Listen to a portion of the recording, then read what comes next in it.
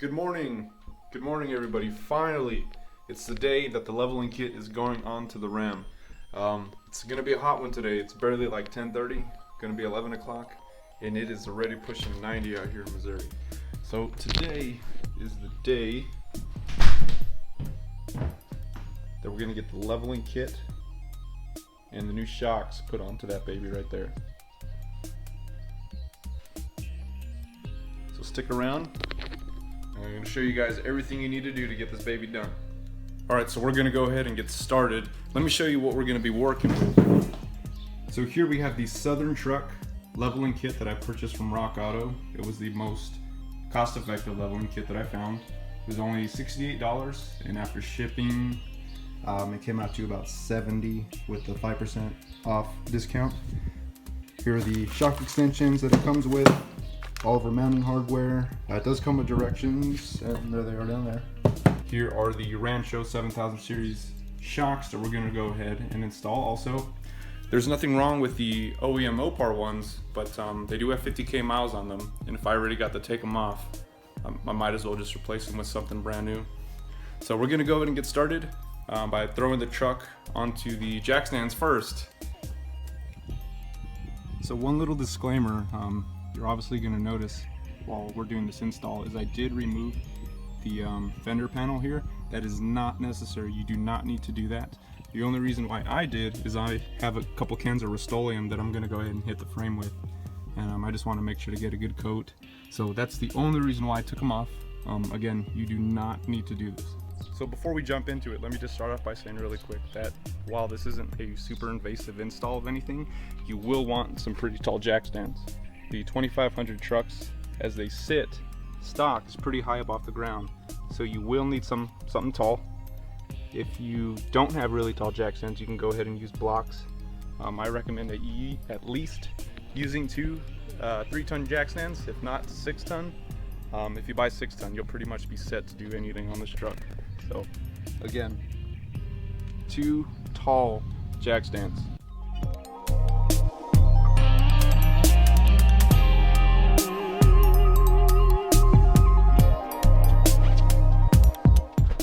Finally, we got those damn tires off. So, I told you lifting your truck and getting it on stands is going to be the toughest part. Well, that's proven to be true again. So I'll show you what I had to do. So once you get your truck onto your jack stands, it's definitely going to help you to have a second jack. So this one I have on the differential there. See it? And then I got a little jack from my wife's Jeep, and I got it just under where the steering dampener mounts. I think you can see it there. You can see it good enough, right? So 2 jacks is definitely going to help out. It means you're gonna have to lower 2 jacks when it comes to dropping the differential to get the coils out, but better safe than sorry. Alright, so now we're ready to start. We got the truck jacked up. The first thing you're gonna want to do is remove this sway bar link. We're gonna move it from the top here. You can do it from the bottom mount, but I think it's just a lot easier and quicker to go ahead and take that one off. And this is gonna be the same on both sides. I'm just gonna film from the passenger side primarily, so like I said, same thing on both sides. Okay, so once you have your sway bar link removed and out of the way, the next thing you're going to want to do is to remove this mount here. This is for your brake line and your ABS. The reason why you remove that is so that there's no more tension, so when you drop the differential, it doesn't yank on that. And the same is true on the passenger side. You're going to remove the same little mount here. The only difference is there's an extra clip right down there that you're going to want to remove. So again, 1 on the driver's side, 2 on the passenger. So if you haven't already noticed, it is a freaking hot day out here.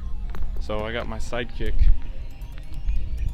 Can I take a little swim while we work on the truck?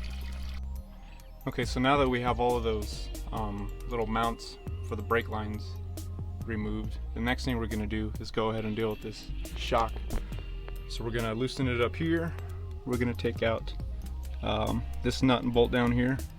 We're going to remove this, and then we should be ready to go ahead and start dropping the differential to get the coil out. So one thing I can't stress enough is just being patient with the whole process. Now it's probably going to take me a little while to include all the recording time and to get everything done, but you definitely don't want to rush it. You want to make sure you get it done right. You don't want to break anything or strip anything. So one of the things I really recommend is just being patient with it, and it's fun. It's a whole process. It's a whole thing. It's a whole day thing. It can be a hobby. So yeah, just have fun with it. And if things, especially when it comes to these big nuts and bolts, are having a little difficult time when it comes to getting them out, bring out the trusty breaker and a little bit of WD-40 and get that soaking. Okay, so we just got the top nut removed from the top of the shock, and now that it's nice and loose, we can just pull it on out. Just compress it. There we go. And then we can just take out the bolt.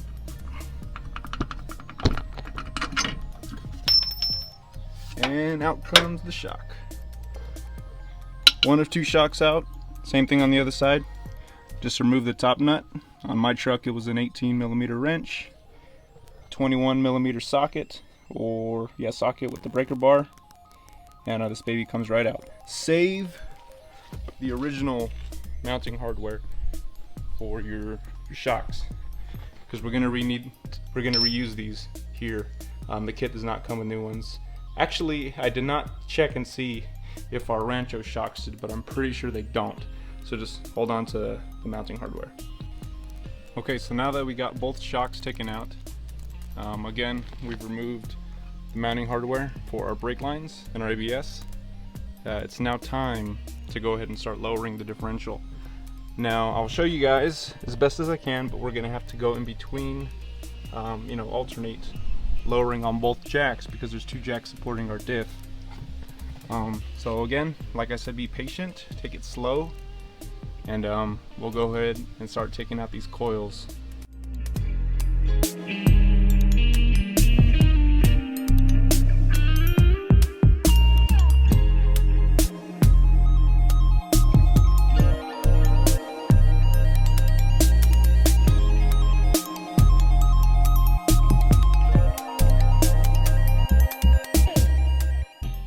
Alright, so some good news, some bad news. The good news is we got the driver's side coil out, but the bad news is we had to resituate the entire jack stand thing. Remember when I said that lifting your truck up high enough with just jack stands and a jack was going to be the hardest thing about this? Well, let me show you why. So it was partially my fault at first. I showed you wrong, and I will show you what I did instead. This way you can learn from my mistake. When I first jacked the truck up, I jacked the differential up, and then I set the jack stands. What you're supposed to do is jack the truck up right here, just in front of the control arm bushing, and then set your jack stands. You can get a lot higher. You can get the frame up a lot higher if you jack it right in front of the control arm bushing, right here on this block. Set your jack right there. So now, when I dropped the differential, I got enough clearance, and this one just came right out. I haven't looked at the passenger side. Maybe we got lucky. Maybe that one came out too. And it did, yes. Okay. Now, the other thing is, I think I have enough clearance, because now we're gonna need some extra room with the leveling kit, obviously. So we may have to jack the truck up even higher. I don't know, but I'm glad I finally got these out. Now I'm gonna hit this up with Rust-Oleum. All these little pieces that are just kind of oxidizing. So I won't really go in depth while doing that, but when we come back, it should look nice and different and clean. Okay, so we're back after hitting the differential, the chassis, all that stuff with a little bit of Rust-Oleum. It looks a lot better. And I went ahead and installed our spacers. Now, the reason why I did it off camera is it was a pain in the ass to support this and get the bolt, nut, and washer seated in there. But what you can do is you can use your coil. You can rest it here, and you can just put your coil just below the spacer, and it'll hold it up for you. If you don't have somebody to help you out or to give you a free hand, you can use this. Same thing on the other side. I went ahead and got this spacer in also. While utilizing the same method, I used the coil as a support here, and it held the spacer in place while I went ahead and got that baby mounted in. So the next thing we can do is we can start installing the coils onto the spacers, or we can even install the shock extensions, which we'll probably just do second, just because this is going to be the next tough part, getting the coils back in seated correctly. And yeah, let's get to that. So we're going to have to utilize both the jacks again, and just like we took turns releasing the pressure to drop the differential, we're going to have to do the same thing as we raise it, just because the driver's side is going to go up a lot quicker, just because of the location of the jack and the differential, and the passenger side is going to droop down a little bit more. But we got our trusty Cherokee jack there. It's going to make the difference. So the next thing we're going to do is go ahead and put the spring isolator back onto the coil. And I want to show you this because I took a look at the manual, or at least our directions, and it said to install the spring isolator according to the passenger side and then the driver's side. So the driver's side does not have the P next to it on the Southern truck kit, but the passenger side does. So it's going to throw off its original position, but I mean, the people who made this kit probably know how to get it to work better than I do. So we're just gonna go ahead and do that, and then worst comes to worst, all we got to do is just reseat the coil isolator.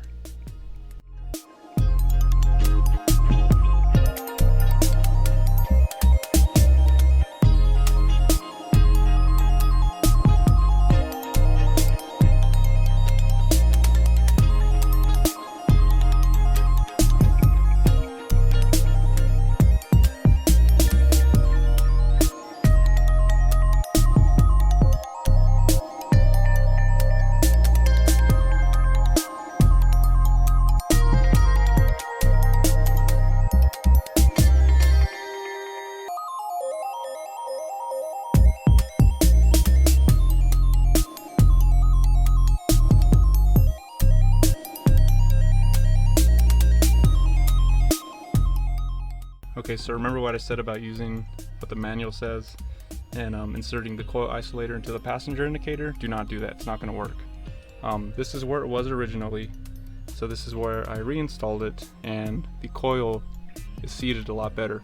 When I did it on the passenger side, like the direction said, everything was just out of whack. This is finally seated nice, so just go ahead and make sure you remember where the isolator was when you first started, because that's the same position that you're going to want to use to install your coil, and that goes for both sides. Okay, so just like I said, I purchased 2 of these Rancho 7000 series shocks. These are leveling shocks, that's at least how they're marketed. I believe they're longer than the OEM Mopar ones. So this is what we're going to throw onto the ram. Hopefully it'll improve our ride quality and improve the level of the entire lift. Yeah, almost there. It's hot. I'm gonna take a little break. I'm gonna go get some water. Be right back. Okay, so quick update. I just realized because the Rancho shocks are longer and they're meant for leveling, we don't need the shock extension. These extensions that the kit comes with are if you're using your OEM Mopar shocks, so your stock ones, because they're not long enough. They don't extend long enough. So we actually don't need this, or I don't need this because of that Rancho leveling shock. So if you purchase leveling shocks, and if you decide to do this with aftermarket leveling shocks, if they're designed for 2.5 to 2 inch leveling kits, you do not need that extension. Should have realized that earlier, but hey, you live and you learn. Okay, so remember we saved our mounting hardware. We can use the original shock mounts from our OEM mufflers to go ahead and install these new ones.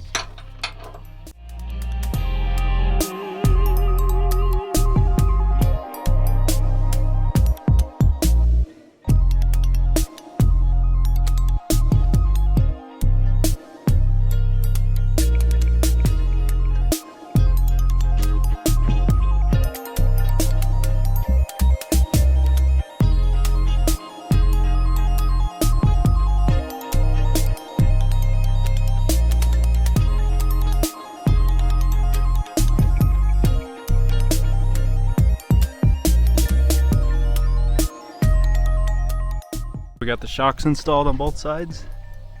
We are pretty much done. All we got to do left, what we have left to do is reattach our brake lines on both sides, and then we can go and throw the tires back on. Woo.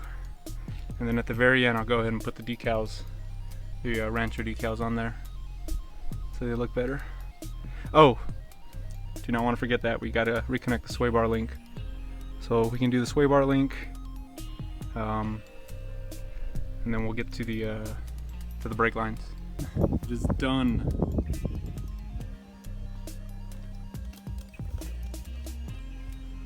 We got the fender guards back installed. We got the Rancho shocks. We got the spacer in. One thing I forgot to do is put the decal on there, but I'll do that. Yes, it is looking good. Definitely can tell the difference. Hey, thank you guys for watching. I hope you guys enjoyed the video. Ton of more videos coming out soon, especially on that Ram truck. I'm sure you've seen a couple of the boxes hanging out in my garage, but there's more things that are gonna go onto that baby here in the coming weeks.